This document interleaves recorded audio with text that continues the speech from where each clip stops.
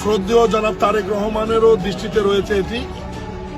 উনি আমাকে স্পেশালি শ্রীমঙ্গলে কিছু বিষয় দেখবার জন্য আজকে পাঠিয়েছে। তার মধ্যে উল্লেখযোগ্য হচ্ছে ময়লার ভাগাড়টি।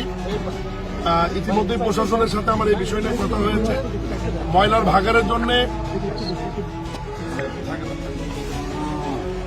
পৌরসভার পক্ষ থেকে একটা জায়গা আমাদের নেওয়া ছিল, কিন্তু সেখানে ইতিমধ্যেই বসতবাড়ি ওঠাতে তারাও সেখানে আপত্তি করছে।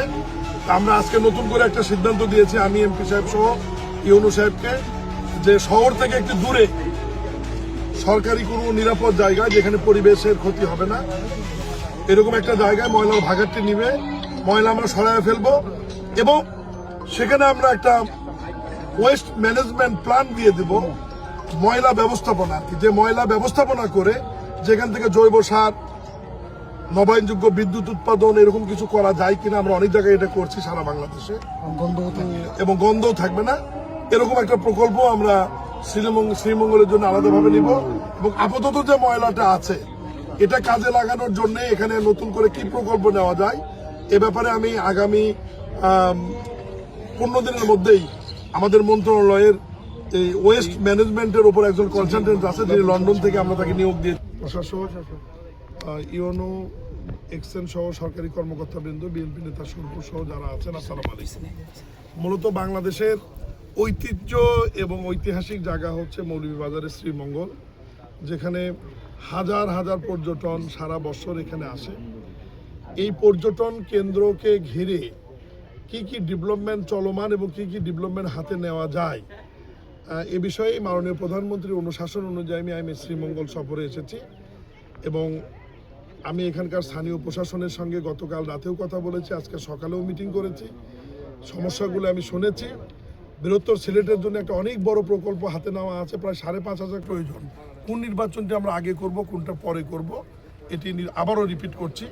নির্বাচন কমিশন, স্থানীয় সরকার এবং অর্থ বিভাগ, আমরা 3 মন্ত্রণালয় বসে আমরা সিদ্ধান্ত নেব। তবে আবারও বলছি যে এই অর্থ বছরেই আমরা 5টি স্থানীয় সরকারেরই নির্বাচন সম্পন্ন করবো ইনশাআল্লাহ। আচ্ছা, আরেকটা বিষয় আমি বলতে আগে বলছিলাম স্যার, আগে তো সাংবাদিক ছিলেন না সেখানে, মাস্টার প্ল্যান শ্রীমঙ্গলের ব্যাপারে। শ্রীমঙ্গলের মাস্টার প্ল্যানের ব্যাপারে ইতিমধ্যেই আমাকে সভাপতি সাহেব প্রশ্ন করেছিল, আমি উত্তর দিয়েছি যে এটি মাননীয় সংসদ সদস্য একটা আধা সরকারি পত্র আমাকে দিলে পর্যটন বিভাগ, স্থানীয় সরকার বিভাগ, পরিবেশ বিভাগ এবং সড়ক ও জনপথ বিভাগের যদি রাস্তা থেকে থাকে, সব বিভাগকে এক জায়গায় করে শ্রীমঙ্গলকে একটি আধুনিক পর্যটন নগরী গড়ে তোলবার জন্য যে মাস্টার প্ল্যান করার প্রয়োজন সেটাতে আমরা হাত দিব, এবং একটি মাস্টার প্ল্যান করে যে ডিপার্টমেন্টের যে কাজ আমরা সেটা ভাগ করে নিয়ে সেইভাবে আমরা বাস্তবায়ন করব। আর আরেকটি বিষয় আমি শেষে বলি আপনাদেরকে, যে সারা বাংলাদেশের সমস্ত পৌরসভা নিয়ে মাননীয় প্রধানমন্ত্রীর অনুশাসন অনুযায়ী ডেভেলপমেন্টের জন্য আমরা একটি প্রকল্প ডিপিপি প্রণয়ন করছি, যেখানে অন্যান্য পৌরসভাগুলোতে 25 কোটি করে টাকা ওই ডিপিপিতে রাখা হয়েছে। আমি পর্যটন নগরী হিসেবে শ্রীমঙ্গলে সেখানে 50 কোটি টাকা বরাদ্দ থাকবে ওই প্রকল্প থেকে। এর বাইরেও তো অন্যান্য টাকা আমরা দিতে থাকবো এবং অর্থ চলমান থাকবে। এটা গণতান্ত্রিক সরকার, মানুষের সরকার, জনগণের জন্য যা যা করার প্রয়োজন, তারেক রহমানের বিএনপির সরকার, জনগণের সরকার, আমরা করবো। আমার একটা কোয়েশ্চেন ছিল, আমাদের শ্রীমঙ্গলটা হচ্ছে পর্যটন নগরী, কিন্তু আমরা ঢাকা থেকে অথবা চট্টগ্রাম থেকে আসতে হলে রেলের যে অবস্থা বা যে অবস্থা, রেল লাইন হোক বলেন অথবা ইঞ্জিন বলেন, পট করে নষ্ট হয়ে যায় এবং বিভিন্ন জনগণ এবং পর্যটকরা বিভিন্ন সমস্যার সম্মুখীন হয়। এই বিষয়ে যদি আমাদের সিলেটবাসীর জন্য ট্রেনের যে রেল লাইনের যে সমস্যা অথবা ডাবল ট্রেন আসলে আমাদের যে এরকম উপকার হতো, ওই বিষয়ে যদি আপনি একটু বলতেন। না, তারপরে তো আপনি আপনার সরকার এই বিষয়ে কিছু করতেছেন কিনা? বিষয়টা একদম রেল মন্ত্রণালয়ে, তারপরেও মাননীয় এমপি সাহেব যদি আপনাদের এই বিষয়টা নিয়ে যদি উনি আধা সরকারি পত্র দেয়, এবং আমিও মৌখিকভাবে মাননীয় রেলমন্ত্রীকে অনুরোধ করব আপনার যে প্রশ্নটি বা এখানকার যে অব্যবস্থাপনাটি সেটি তাকে উত্থাপন করার জন্য, যাতে উনি ব্যবস্থা নেন। আমি একটা প্রশ্ন করি, দাঁড়ান, এটা হচ্ছে আমাদের পৌরসভা 75 হবে, 50 না।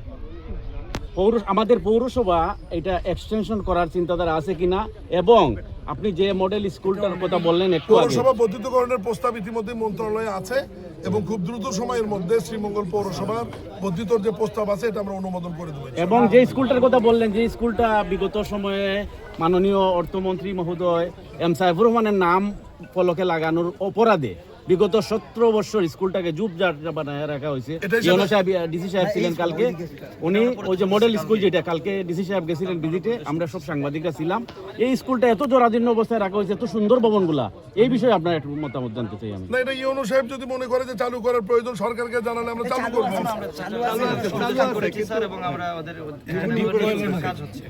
আর আমরা লোডশেডিংতে ভাই সব হবে। আমি একটা কথা বলি, এই সরকার তো কেবল 180 দিন হতে আরো 2 দিন সময় লাগবে, একটু আমাদেরকে সময় দিতে হবে। সব ব্যবস্থাপনায় হবে। জনগণের সরকার, আমরা জনগণকে নিয়েই কাজ করছি।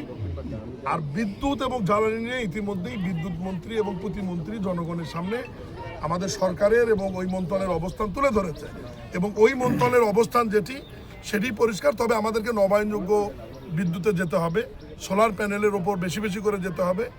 তাহলেই দেখবেন যে আপাতত আমাদের যে ক্রাইসিসগুলি, এই ক্রাইসিসগুলি আমাদের থাকবে না। আমি আবারও আপনাদের মাধ্যমে অনুরোধ করব যে আমরা সবচেয়ে ব্যয় সংকোচন যেটি সোলার প্যানেল, সোলার প্যানেলটাকে আমরা যদি দোকানে, ব্যবসা প্রতিষ্ঠানে, বাড়িতে সবাই ব্যবহার শুরু করি, আমরা হিসাব করে দেখেছি এই নবায়নযোগ্য বিদ্যুৎটি 1 বছরের মধ্যে তার খরচটা উঠে আসবে। তাকে বিদ্যুৎ বিল আর দিতে, যেহেতু বিদ্যুৎ বিল দিতে হচ্ছে না, এবং পরবর্তীতে দেখা যাবে যে 10-15 বছর তারা ফ্রি বিদ্যুৎটা ব্যবহার করতে পারে। মাননীয় মন্ত্রী, আপনার একটা প্রশ্ন হলো যে ওই যে অবৈধ টমটম ব্যাটারি চালিত যে রিক্সা, টমটমগুলোর কারণে কিন্তু বিদ্যুতে কিন্তু হ্রাস হচ্ছে। খুব ভালো প্রশ্ন করেছেন। এই এটা ব্যাপারে নিয়ে কি কাজ পদক্ষেপ? করেছি ইতিমধ্যেই। গতকালে আমি মন্ত্রণালয়ে মিটিং করেছি। আমরা আইন আছে, অচিরে আমরা বিধিমালা দেব। এই ই রিক্সা বলি আমরা, যেটা ই রিক্সাগুলো সিটি কর্পোরেশন এবং পৌরসভার বিধির মধ্যে আসবে, এবং তাদেরকে একটা বৈধ বুয়েট হোক বা ডিপ্লোমা ইনস্টিটিউট হোক বা যে কোনো ইঞ্জিনিয়ারিং প্রতিষ্ঠানের অটোমোবাইল শাখা থেকে ফিটনেসের প্রত্যয়ন নিতে হবে। সেখানে ট্রাফিক পুলিশ বিভাগ প্রতিস্বাক্ষর করবে, করে পৌরসভাতে জমা দিলে পৌরসভা একটা রেজিস্ট্রেশন নাম্বার দেবে ফি নিয়ে, এবং প্রত্যেক বছর ওই একই ফর্মুলাতে ফিটনেস নিয়ে নবায়ন হবে। যখনই আমরা রেজিস্ট্রেশন দেবো এবং নবায়ন হবে, তখনই এই টমটম বলেন, 3 হুইলার বলেন, তারপরে ব্যাটারি চালিত গাড়ি বলেন, এটা একটা নিয়মের মধ্যে আসবে। এবং একটা শর্ত থাকবে, রেজিস্ট্রেশন এবং নবায়নের পূর্বে আমাদের এই গাড়িগুলো অবশ্যই সোলার প্যানেলের মাধ্যমে গ্যারেজগুলোতে চার্জিংয়ের আওতায় আনতে হবে। যে গাড়িগুলো সোলার প্যানেলের বাইরে সরাসরি বিদ্যুৎ থেকে চার্জ নেবে, তাদের জরিমানা এবং আইনের আওতায় আনার বিধি রেখে আমরা আইন ইতিমধ্যেই প্রণয়ন করেছি। খুব দ্রুত সময়ের মধ্যে, আগামী 1 সপ্তাহের মধ্যেই আমরা এই বিধিমালাটি সার্কুলার করে দেব। সিটি কর্পোরেশন এবং পৌরসভাগুলো এগুলো রেজিস্ট্রেশন দেওয়া শুরু করবে, আইনের আওতায় আসবে।